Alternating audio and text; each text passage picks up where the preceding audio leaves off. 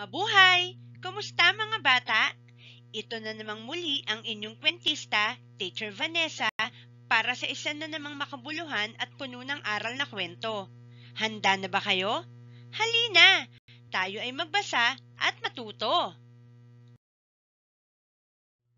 Anong hayop ang inyong nakikita sa larawan?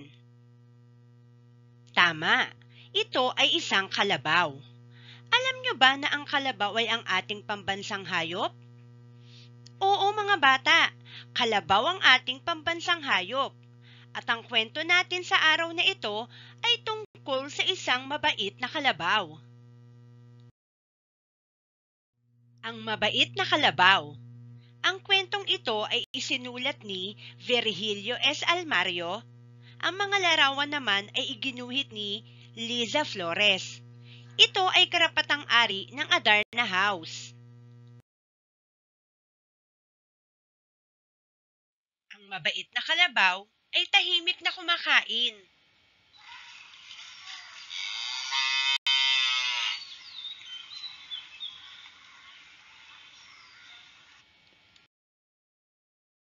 Ang mabait na kalabaw ay tahimik na natutulog.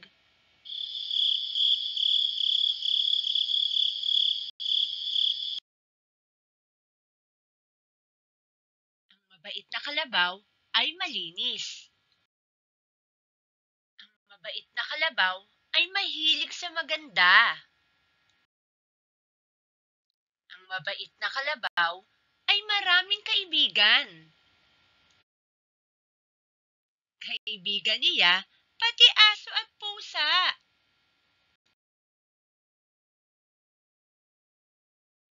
Ang mabait na kalabaw ay masipag.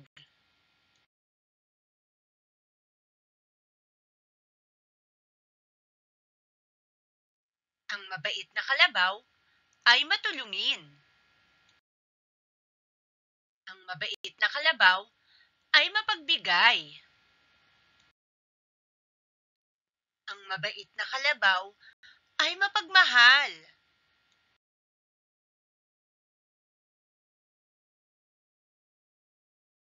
Kaya minamahal siya ng kapwa kalabaw.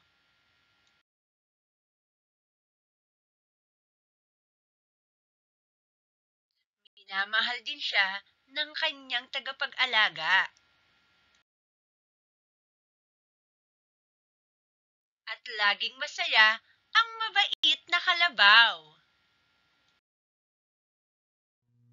At diyan nagtatapos ang kwento ng mabait na kalabaw.